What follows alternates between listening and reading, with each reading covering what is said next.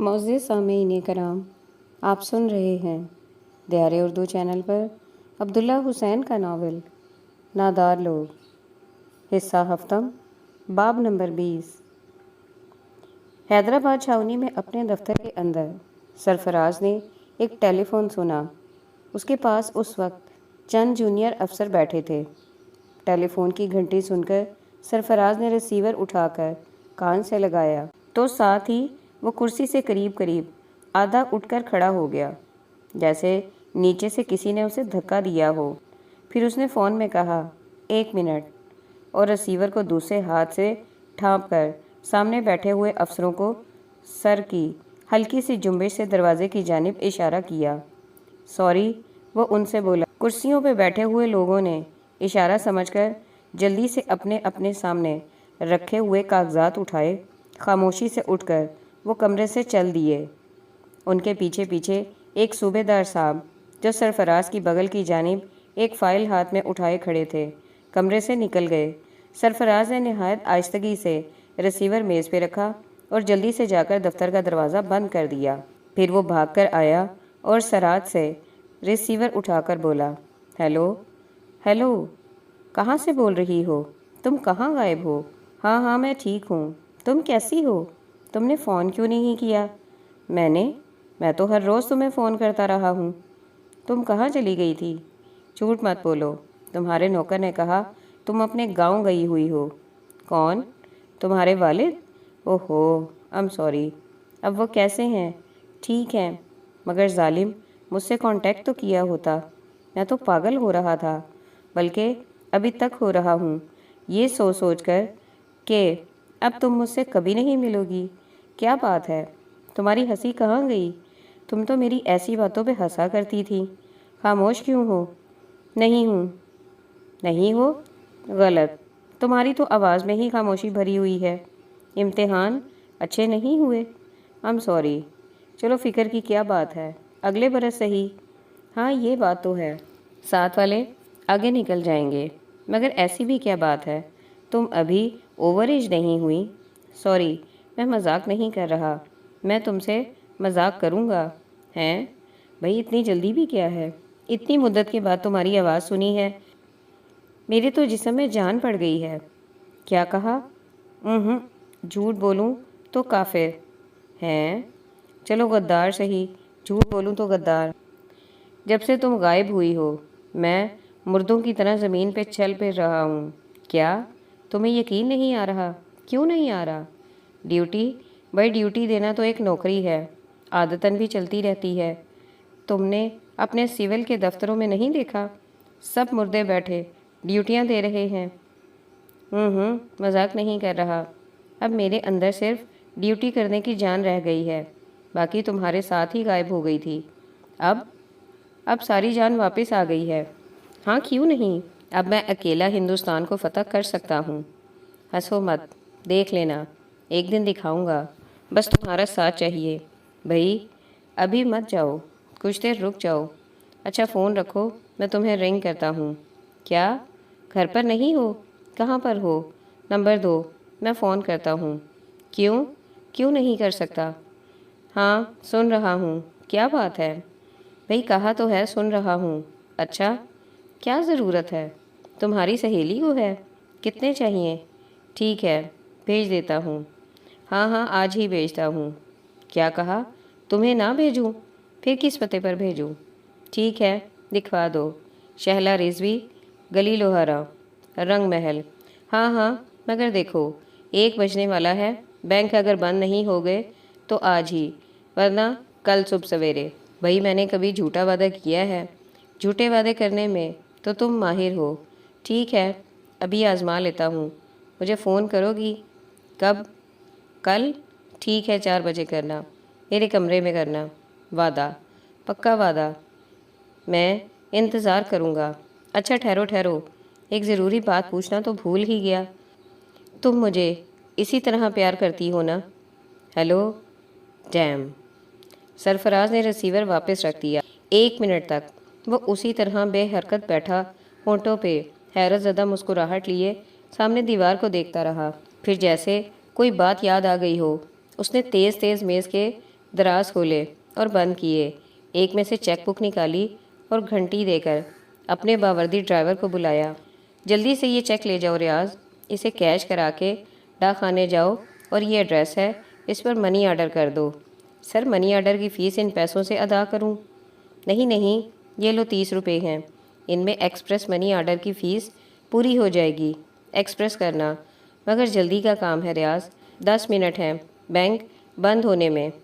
Sir 4 minute का रास्ता है, सीधा जा रहा हूँ। हाँ, ये काम आज होना चाहिए। ठीक है सर। ड्राइवर के जाने के बाद सरफराज के लिए 1 मिनट तक कुर्सी पे बैठना महाल हो गया। उसने उठकर कमरे में इधर से उधर 2-4 चक्कर लगाए, फिर वो खिड़की में जा खड़ा हुआ और सामने मैदान में चलते फिरते हुए फौजियों को देखता रहा। उसको चैन ना आया। उसे महसूस हो रहा था जैसे बिजली की एक रो उसके अंदर चल रही है, जो पाँव के रास्ते ज़मीन में उतरती जा रही है, और ज़मीन की लर्जिश उसके जिस्म में मुंतकिल होकर उस पे थरथरी तारी किए हुए है। आखिर मजबूर होकर उसने दफ्तर के दरवाजे के पास जाकर उसे बंद किया और इस कदर आहिस्तगी से उसकी चिटकनी चढ़ाई कि खुद सरफराज को भी उसकी आहट सुनाई ना दी। अपने आप को यूं दफ्तर में महबूस करके सरफराज ने ऐसी आज़ादी महसूस की कि जैसे वो लकोदक मैदान में अकेला खड़ा हो और अचानक उसके शानों पे पर उग आए हों और उसने आसमान पे उड़ना शुरू कर दिया हो, मगर वो ज़मीन पे खड़ा था। उड़ने की सकत ना होने के सामने उसे एक ही रास्ता दिखाई दिया। वो अपने दफ्तर के फर्श पे बिछी दरी पे लेट गया और लेटा लेटा लौटने लगा। उसके अंदर बिजली की कुव्वत उसी तरह लर्ज़ा थी। लौटते लौटते वो एक दीवार से दूसरी दीवार तक चला गया। ऐसा करने से उसे एक ऐसी आज़ादी का एहसास हुआ जिससे वो एक मुद्दत हुई ना आशना हो चुका था। कभी बचपन में वो दूसरे बच्चों के साथ खेलता हुआ चारे के हरे भरे खेतों में इस तरह कलाबाजियाँ खाया करता था। इस वक्त खुरदरी दरी और दरमियान में एक मुख्तसर से पुराने घिसे हुए कालीन पे लौटते लौटते सरफराज ने चारे के सब्ज़ नरम पत्तों की मखसूस बू को अपने नथनों में महसूस किया। उसके साथ मिली जुली नसरीन के बदन की खुशबू भी थी। इस याद ने उसके अंदर की रो पे एक करंट का काम किया और चित लेटकर उसने दोनों टांगें और दोनों बाजू ऊपर उठाए और उन्हें हवा में बेतुक चलाने लगा। फिर रुककर वो लौटता लौटता दूर तक लुढ़कता गया और वहाँ पे बाजू और टांगें उठाकर पूरी कुव्वत से उन्हें बेसिमत इधर उधर हिलाने लगा। उसके दिल में मुसर्रत का एक तूफ़ान था जो ख़त्म होने में ना आता था।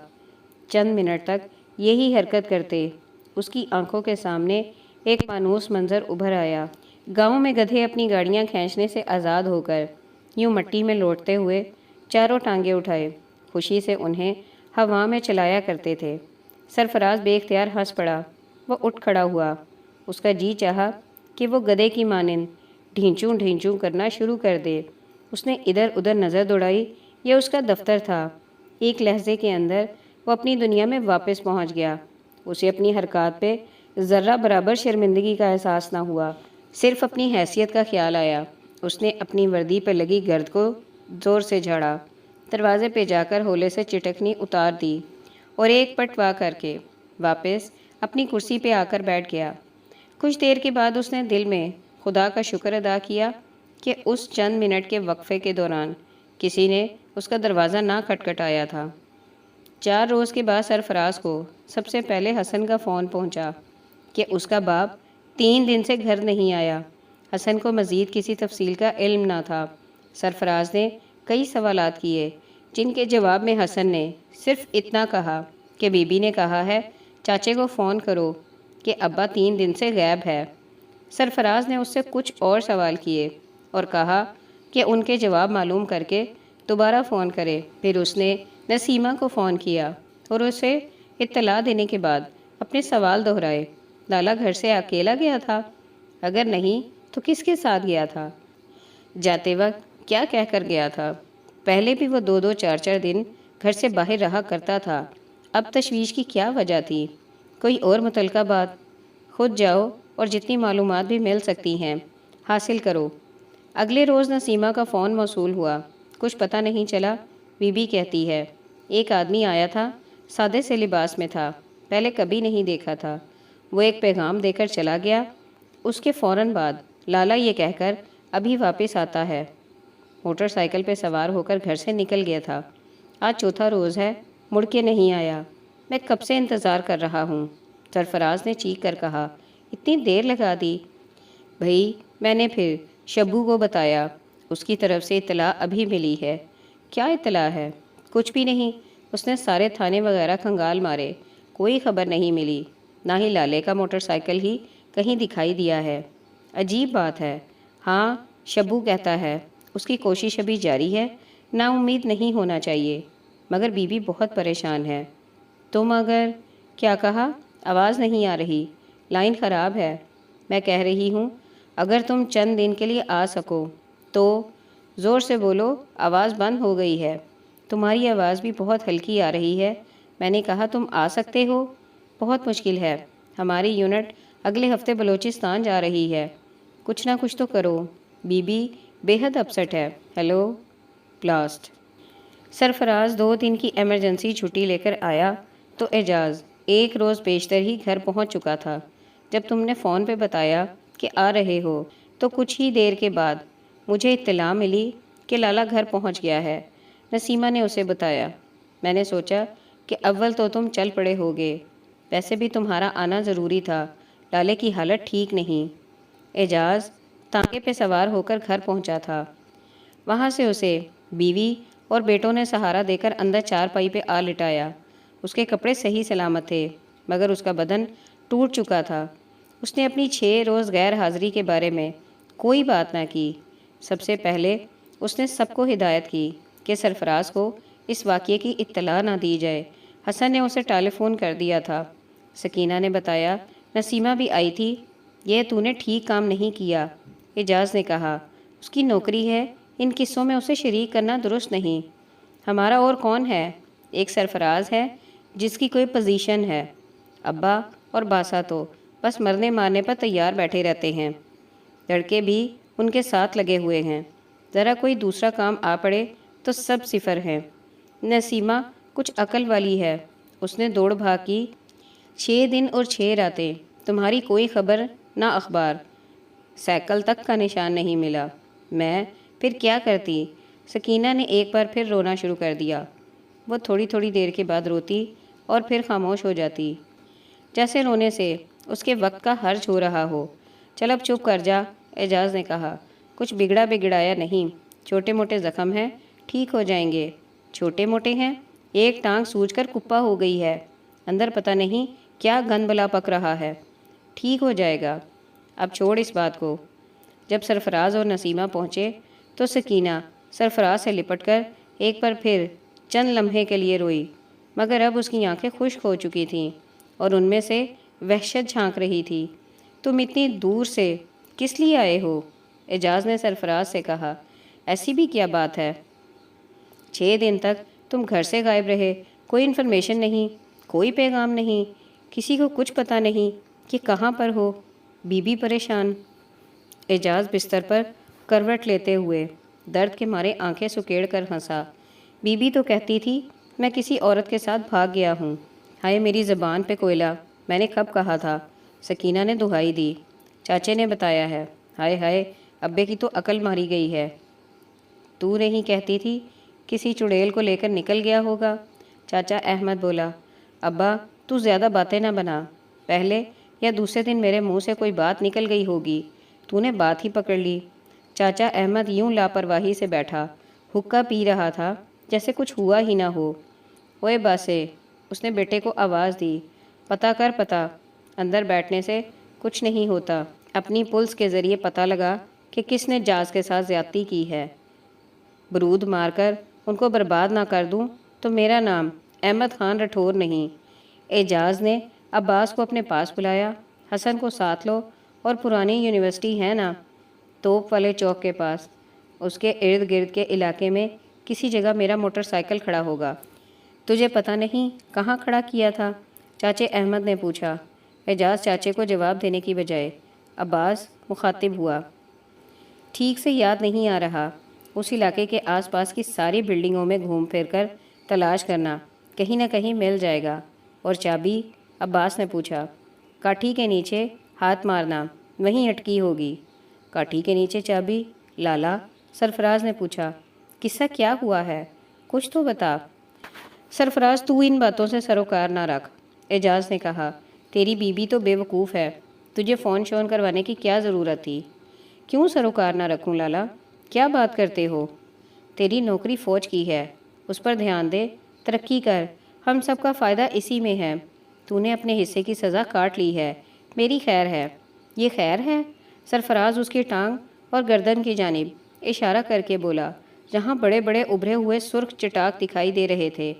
جواب دینے کی بجائے اعجاز دوسری طرف کروٹ لے کر لیٹ گیا۔ کوئی قصہ نہیں بچے، چاچا احمد حقہ گڑگڑا کر بولا۔ جاز کبھی ایک کام میں ہاتھ ڈال دیتا ہے، کبھی دوسرے میں، ایک جگہ پر ٹک کر نہیں بیٹھتا، بس یہ قصہ ہے۔ اس طرح دشمن پیدا ہوتے ہیں۔ اوئے باسے، اس نے آواز دی۔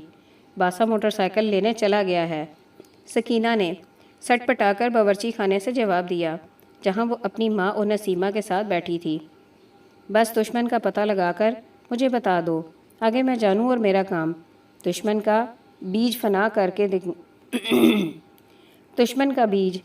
کر دوں گا۔ ابا، تجھے فنا کرنے کے سوا کوئی اور کام بھی آتا ہے؟ چپ کر کے بیٹھ، سرفراز کو بات کرنے دے۔ لالا، سرفراز نے آہستہ سے بلایا۔ اعجاز اسی طرح منہ پرے کیے بے حرکت لیٹا رہا۔ سکینیے، چاچا احمد بولا، جیسے تجھے بتایا ہے اسی طرح پلٹس تیار کر۔ میرے جسے پر ایک سے ایک بڑی چوٹ لگی ہے۔ اعجاز کو پلٹس لگا، 2 دن میں اٹھ کر بیٹھ جائے گا۔ لالا، سرفراز نے دوبارہ اعجاز کو بلایا تو نسیمہ باورچی خانے سے اٹھ آئی۔ آرام کرنے دو، وہ ہولے سے بولی، بعد میں بات کر لینا۔ چاچا آپ بھی باہر چل کر بیٹھیں، لالے کو آرام کی ضرورت ہے۔ سرفراز اور چاچا احمد اٹھ کر صحن میں چارپائی پہ جا بیٹھے۔ چاچے احمد نے حقے کا لمبا کش لیا۔ سرفرازے، تیری منگیت عقل والی ہے، وہ بولا، جیسے اس کو پہلی بار اس کا دھیان آیا ہو۔ کچھ دیر کے بعد سکینہ اٹھ کر سرفراز کے پاس چارپائی پہ آ بیٹھی۔ تیرا لالا جب سے آیا ہے، وہ نیچی آواز میں بولی، کاغذوں پہ کاغذ لکھتا جا رہا ہے، کل سارا دن اور آدھی رات تک لکھتا رہا ہے، ورقے کالے کر دیے ہیں۔ اچھا، وہ کہاں ہے؟ اس کے تکیے کے نیچے ہیں۔ سرفراز کچھ دیر تک سوچتا رہا، پھر بولا، میں لے کر آتا ہوں۔ دھیان سے نکالنا، تسلی کر لینا کہ سو رہا ہے۔ تمہارے خیال میں سو رہا ہے؟ ہاں، اگر جاگتا ہوا تو ہاتھ نہ ڈالنا، انہیں جان سے لگا کر رکھتا ہے۔ سرفراز نے دبے پاؤں جا کر چارپائی کے سر کی جانب سے اعجاز پہ نظر ڈالی۔ اعجاز ہولے ہولے خراٹے لے رہا تھا۔ سرفراز نے کمال احتیاط کے ساتھ دوسری جانب سے تکیہ اٹھایا تو اسے چند افراق کا ایک کونا دکھائی دیا۔ ان کو انگلی اور انگوٹھے میں پکڑ کر نہایت آہستگی سے انچ انچ سرکاتے ہوئے سرفراز کو 3-4 منٹ لگ گئے۔ آخر وہ ورق اس کے ہاتھ میں آ گئے اور اعجاز اسی طرح محو خواب رہا۔ کسی وقت نیند میں اس کے منہ سے درد کی ہلکی سی کراہ خارج ہوتی، مگر اگلے 1 گھنٹے تک وہ گہری نیند سویا رہا۔ اس 1 گھنٹے کے دوران سرفراز صحن والے کمرے میں دروازہ بند کیے اعجاز کے ہاتھ کے لکھے ہوئے ہلکے پیلے رنگ کے اوراق کو لیے بیٹھا رہا۔ اوراق کی تعداد کل 14 تھی، جن میں سے 5 لکھائی سے بھرے تھے، باقی کے سادہ تھے۔ اعجاز کی تحریر ابھی جاری تھی۔ یہ ان دنوں کی رودات تھی جن کے دوران وہ گھر سے غیر حاضر رہا۔ جس وقت سرفراز ان اوراق کو لے کر کمرے میں آیا تھا، اس وقت اس کا ارادہ تھا کہ جلدی سے پڑھ کر اسی طرح انہیں واپس تکیے کے نیچے رکھ دے گا، مگر وہ ابھی 30 صفحے کے شروع میں ہی تھا کہ اس سے آگے نہ پڑھا گیا۔ اس کی آنکھوں میں آنسو تھے۔ تحریر یہ تھی، 15 اگست کو صبح سویرے ایک آدمی میرے گھر ایک پیغام لے کر آیا۔ اس نے اپنا تعارف خواجہ معراج کے ایک ملازم کی حیثیت سے کرایا اور کہا کہ رحمانیہ پبلیکیشنز کے اثاثوں کی ڈسپوزل کے سلسلے میں خواجہ معراج نے بے بانگ دہل کے دفتر میں 11 بجے ایک میٹنگ رکھی ہے اور مجھے اس میں شرکت کرنے کو کہا ہے۔ میں یہ پیغام سن کر دل میں حیران ہوا۔ اول تو اس ادارے کے کاروباری معاملات سے میرا کوئی تعلق نہ تھا۔ دوسرے، خواجہ معراج سے میری آخری ملاقات خاصی ناخوشگوار رہی تھی۔ میں نے پیغام لے کر آنے والے سے استفسار کیا تو وہ بولا کہ شیخ سلیم، شیخ وسیم اور ان کی ہمشیرہ یعنی بدیعالزمان کی بیوہ بھی میٹنگ میں شرکت ہوں گے، اور کہ اس نیک خاتون کا اصرار تھا کہ وہاں پہ میری موجودگی بھی ضروری تھی۔ یہ سن کر میں نے آنے کی حامی بھر لی۔ میں وقت سے چند منٹ پہلے بے بانگ دہل کے دفتر پہنچا۔ وہاں ایک بڑی سی نیلے رنگ کی فورڈ ٹرانزٹ وین کھڑی تھی۔ وہ شخص جو مجھے بلانے آیا تھا وہاں پہلے سے موجود تھا۔ اس نے بتایا کہ یہ پرائیویٹ سرویئرز کی گاڑی تھی جو دفتری سامان کا سروے کریں گے، اور یہ کہ خواجہ صاحب ابھی نہیں پہنچے، دفتر بند تھا۔ اس آدمی نے مجھے تسلی دی کہ خواجہ صاحب دوسرے لوگوں کو ساتھ لے کر آتے ہی ہوں گے اور چابی سے دفتر کھولیں گے۔ پھر اس نے مجھے وین میں آ کر سرویئر صاحب سے ملنے اور وہاں انتظار کرنے کی دعوت دی۔ میں اس کے ساتھ وین تک گیا۔ ڈرائیور کی سیٹ خالی تھی۔ ساتھ والی سیٹ پر ایک موٹا سا 35-40 برس کا آدمی بیٹھا تھا۔ اس نے گرم جوشی سے میرے ساتھ مصافحہ کیا۔ آئیے آئیے، وہ وین کا دروازہ کھول کر بولا۔ میں نے کہا کہ سامنے ہمارے ایک جاننے والے کی دکان ہے، میں وہاں بیٹھ کر انتظار کرتا ہوں، میں آپ سے کچھ دریافت کرنا چاہتا ہوں۔ وہ بولا، آپ کو دفتر کے سامان کا کچھ اندازہ ہے؟ تھوڑا بہت ہے، میں نے کہا، اندازے سے ہی بتا سکتا ہوں۔ تو آئیے کچھ دیر باتیں ہو جائیں، ہمیں بھی کچھ اندازہ ہو جائے گا۔ خواجہ صاحب نے مجھے کوئی ڈیٹیل نہیں بتائی۔ آپ جانتے ہیں ہمارا تو یہ بزنس ہے، آپ کی مہربانی ہوگی۔ میں اس کے ساتھ گھس کر اگلی سیٹ پر بیٹھ گیا۔ دوسرے آدمی نے دروازہ بند کر دیا، پھر وہ دوسری طرف سے جا کر ڈرائیور کی سیٹ پر بیٹھ گیا۔ بیٹھتے ہی اس نے چابی گھمائی اور شر کر کے وین کو لے اڑا۔ جیسے ہی وہ وین ٹائروں سے آگ اگلتی ہوئی سڑک پر چڑھی، پیچھے سے 2 آدمیوں نے میرے دونوں بازو قبضے میں لیے۔ تیسرے نے میرے سر کو قابو میں کر کے میری آنکھوں اور منہ پر کالی پٹی باندھ دی۔ پھر انہوں نے مجھے سیٹ سے گھسیٹ کر کھینچا اور پچھلے حصے میں وین کے فرش پر لٹا دیا۔ مجھے اتنی مہلت نہ ملی کہ میں مزاحمت تو ایک طرف آواز بھی نکال سکوں۔ 2 آدمی میرے بدن کے اوپر بیٹھے تھے اور تیسرا ایک رسی سے میرے دونوں ہاتھ اور دونوں پیر باندھ رہا تھا۔ گاڑی شہر سے باہر نکلی تو میرے اوپر بیٹھے آدمی اٹھ کھڑے ہوئے۔ میں کروٹ بدل کر لیٹ گیا کیونکہ میرے دونوں ہاتھ پشت پہ بندھے تھے اور میرے اپنے جسم کے علاوہ 2 مزید آدمیوں کے بوجھ تلے پسے جا رہے تھے۔ 2 روز قبل سے مجھے زکام کی شکایت ہو رہی تھی جس کی وجہ سے میری ناک بند تھی، میرے منہ میں کپڑا ٹھونسا تھا۔ کئی منٹ تک میری سانس رکی رہی۔ پھر میں نے سر کی بائیں جانب کو زور سے وین کے فرش پر پٹکا جس سے میرا داہنا نتنا کچھ کھل گیا۔ میری سانس جاری ہوئی مگر صرف اتنی حد تک کہ جان آتی جاتی رہے۔ وین کئی گھنٹے تک متواتر چلتی رہی۔ کچھ عرصے کے بعد میرے اندر سے وقت کا تصور جاتا رہا۔ مجھے یوں لگا جیسے وین سارا دن ہی چلتی رہی تھی۔ آخرکار ایک جگہ پر وین پکی سڑک کو چھوڑ کر کسی ٹوٹے پھوٹے راستے پر چل نکلی، جہاں وہ دھکے کھا کر چلنے لگی جیسے گڑھوں یا پتھروں پر لڑک رہی ہو۔ جلد ہی ایک مقام پر جا کر وین رک گئی۔ وہاں پر مجھے کھینچ کر نیچے اتارا گیا۔ میرے پاؤں پہ بندھی ہوئی رسی کھول دی گئی اور 2 آدمی مجھے پکڑ کر چلاتے ہوئے لے چلے۔ اس وقت میں نے خدا کا شکر ادا کیا کہ مجھے اپنے پیروں پہ کھڑا کیا گیا تھا۔ دن بھر لوہے کے فرش پہ لیٹے لیٹے میرے بائیں جانب کا سارا بدن یوں درد کر رہا تھا جیسے پھوڑا بن چکا ہو۔ پہلے ہم 15-20 سیڑھیاں چڑھے، پھر آگے تھوڑی دور تک چلنے کے بعد ایک دروازے سے گزر کر کمرے میں داخل ہوئے۔ دروازے کا اندازہ مجھے یوں ہوا کہ اس کی دہلیز پہ میرے پیر کو ہلکی سی ٹھوکر لگی تھی۔ اندر داخل ہو کر مجھے ایک دیوار کے سامنے کھڑا کر دیا گیا۔ کچھ دیر کے بعد چند آدمیوں کے کمرے میں داخل ہونے اور کرسیاں کھینچنے کی آوازیں آئیں۔ بیٹھتے ہی انہوں نے میرے اوپر سوالات کی بوچھاڑ کر دی۔ وہ کاغذ جو تم نے پریس کانفرنس میں پڑھ کر سنایا تھا تمہارے اپنے کہنے کے مطابق ایک بڑی دستاویز کا حصہ تھا۔ وہ دستاویز تمہیں کہاں سے حاصل ہوئی؟ میں نے انہیں بتایا کہ ایک مکمل اجنبی شخص ایک جگہ پر مجھے ٹھہرا کر ایک پلاسٹک کا تھیلا میرے ہاتھ میں پکڑا گیا تھا جس میں یہ کاغذات تھے۔ اب وہ کاغذات کہاں پر ہیں؟ میں نے کہا کہ وہ میں نے جلا دیے تھے۔ کیا تم سمجھتے ہو کہ اس دیوانے کی بڑھ پر ہم یقین کر لیں گے؟ میں نے بتایا کہ میں نے جو کچھ کہا ہے وہ سچ ہے، اور میں مزید کچھ بتانے سے قاصر ہوں، کیونکہ اس کے علاوہ مجھے کسی بات کا علم نہیں ہے۔ ہمیں تمہارے سارے کیریئر کا علم ہے، تمہارے سیاسی لوگوں کے ساتھ تعلقات رہے ہیں، تم پہلے حکومتی پارٹی میں موجود تھے، اس پارٹی نے انتظامی بدعملی کے الزام میں تمہیں پارٹی سے نکال دیا تھا، اب تمہارے رابطے اپوزیشن کے ساتھ ہیں، اور اپوزیشن کے رابطے ملک کے بیرونی دشمنوں سے ہیں۔ کیا تمہیں یہ دستاویز ان لوگوں سے حاصل ہوئی ہے؟ اس سے مجھے کم از کم ایک بات کا احساس ہوا کہ یہ دستاویز درست تھی۔ میری آنکھوں پہ پٹی اور پشت کے پیچھے ہاتھوں پہ رسی بندھی تھی۔ اسی اندھیرے میں کھڑے کھڑے میں نے جواب دیا کہ میں جو کچھ پہلے بتا چکا ہوں وہ حقیقت پہ مبنی ہے، اور اس کے علاوہ مجھے کسی بات کا علم نہیں۔ تو انتظار کر، تجھے خود بخود بہت سی باتوں کا علم ہو جائے گا، سوال والے نے تن سے کہا۔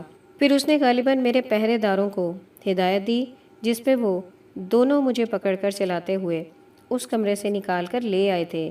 آگے شاید کئی برآمدے آئے جن کے اندر ہم مڑتے مڑاتے ہوئے سیڑھیاں اترنے لگے۔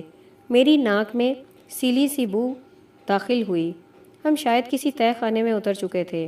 کئی سیڑھیاں اترنے اور موڑ کاٹنے اور پھر مزید سیڑھیاں اترنے کے بعد مجھے لے کر وہ ایک کمرے میں داخل ہوئے۔ وہاں انہوں نے میری آنکھوں سے پٹی اتار دی۔ ان دو آدمیوں نے باہر سے ایک مسلح پہرے دار کو بلایا، جس نے وہ رسی جس سے میرے ہاتھ باندھے تھے کھول کر پشت پر ہی میرے ہاتھوں کو ہتھکڑیاں لگا دیں۔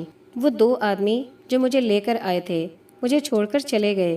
میں دیوار سے ٹیک لگا کر زمین پر بیٹھ گیا۔ جلد ہی پہلے دو آدمیوں کی جگہ لینے کے لیے دو نئے آدمی آ گئے تھے۔ انہوں نے مجھے پکڑ کر کھڑا کر دیا۔ یہ ایک چھوٹا سا جیل کی طرح کا کمرہ تھا جس کا لوہے کی سلاخوں والا دروازہ تھا۔ پہرے دار دروازے پہ تالا لگا کر چلا گیا۔ کمرے کے ایک کونے میں اندھا سا بجلی کا بلب جل رہا تھا۔ دیواروں میں کوئی کھڑکی، دروازہ یا روشن دان نہ تھا۔ کمرے کی بو سے محسوس ہوتا تھا جیسے برسوں سے وہاں تازہ ہوا کا دخل نہ ہوا تھا۔ ایک دیوار کے ساتھ زمین پر پتلا سا کمبل بچھا تھا۔ وہ دو آدمی اس کمبل پر بیٹھے تھے۔ میں تھک کر بیٹھتا تو دونوں آدمی اٹھتے اور مجھے بالوں سے کھینچ کر کھڑا کر دیتے۔ میں بے سہارا کھڑا تھا۔ کبھی میں دیوار سے ٹیک لگانے لگتا تو وہ آدمی دوبارہ مجھے بالوں سے پکڑ کر دیوار سے دور لا کھڑا کرتے۔ نیند یا نکاہت کی وجہ سے میرے پاؤں لڑکھڑاتے تو وہ آدمی میرے منہ پر تماچے مار کر مجھے جگا دیتے۔ کئی گھنٹے تک میں اسی طرح کھڑا رہا۔ گو مجھے وقت کا کوئی اندازہ نہ تھا، مگر میرے حساب سے ایک دن اور رات گزر چکے تھے۔ اس کے بعد دور کہیں ایک لوہے کا بھاری دروازہ کھلنے اور بند ہونے کی آواز آئی۔ برآمدے میں بوٹوں کی آواز کے ساتھ ہی دو آدمی نمودار ہوئے۔ پہرے دار نے میرے کمرے کا تالا کھولا اور وہ لوگ کمرے میں داخل ہوئے۔ میں نے پہلی بار ان کی شکلیں دیکھی تھیں، مگر ان کی آوازوں سے مجھے پہچان ہو گئی کہ یہ وہی آدمی تھے جنہوں نے یہاں پہنچنے کے ساتھ ہی مجھ سے سوال جواب کیے تھے۔ انہوں نے آتے ہی میرے سامنے وہی سوال دہرائے۔ میں نے انہی الفاظ میں ان کا جواب دیا جن میں پہلے دے چکا تھا۔ یہ مکالمہ اتنی بار دہرایا گیا جیسے کہ ایک ریکارڈ کہیں اٹک گیا ہو۔ اس آدمی کا نام پتہ تمہیں معلوم نہیں؟ کیا اس کی شکل و صورت بتا سکتے ہو؟ نہیں، میں نے کہا۔ کیا تمہارا خیال ہے کہ ہمیں اس شخص کا علم نہیں؟ ہمیں سب علم ہے۔ اس غدار کو بھی گرفتار کیا جا چکا ہے، تو پھر آپ سب کچھ اس سے معلوم کر سکتے ہیں۔ مجھے کیوں پوچھتے ہیں؟ ہم تو تمہارے جھوٹ کی انتہا معلوم کرنا چاہتے ہیں۔ تم پہلے سیاست میں اور پھر اخباروں میں لمبے چوڑے کام کرتے رہے ہو۔ کیا تمہاری یادداشت اب اتنی بھی نہیں رہی کہ اس شخص کا حلیہ ہی بیان کر سکو؟ آپ لوگوں نے میرے ساتھ جو حشر کیا ہے، کیا اس کے بعد میری یادداشت قائم رہ سکتی ہے؟ میں نے جواب دیا، کم از کم 24 گھنٹے سے مجھے سونے نہیں دیا گیا۔ میرے پیٹ میں دانہ اڑ کر نہیں گیا۔ کھڑے کھڑے میرے پیر سوج گئے ہیں۔ اس شخص نے جو سوال کر رہا تھا میرے دو پہرے داروں میں سے ایک کو میرے لیے ناشتہ لانے کا حکم دیا۔ مجھے ناشتے کی بھوک نہیں ہے، میں نے کہا۔ ایک چائے کی پیالی لا دیں۔ تھوڑی ہی دیر میں گرم چائے آ گئی۔ میں نے جلدی سے پیالی کی چائے جو لانے والے نے میرے منہ سے لگائی تھی پی لی۔ بیٹھ کر آرام کرنا چاہتے ہو؟ اس شخص نے پوچھا۔ ہاں، اس نے مجھے بیٹھنے کا اشارہ کیا۔ میں بیٹھ گیا۔ میرے پاؤں میں بیڑیاں پڑی ہیں۔ میں نے کہا، مجھے علم نہیں کہ میں کہاں پر ہوں اور کس عقوبت خانے میں بند ہوں۔ ہر طرف تالے لگے ہیں۔ میں یہاں سے بھاگ کر کیسے اور کہاں جا سکتا ہوں؟ کیا آپ لوگ میرے ہاتھوں کو نہیں کھول سکتے؟ کم از کم ہاتھوں کو آگے لا کر ہی ہتھکڑی لگا دیں۔ میرے کندھوں میں درد کی ٹیسیں اٹھ رہی ہیں۔ وہ شخص 1 منٹ تک سوچتا رہا، پھر اس نے ایک آدمی کو اشارہ کیا۔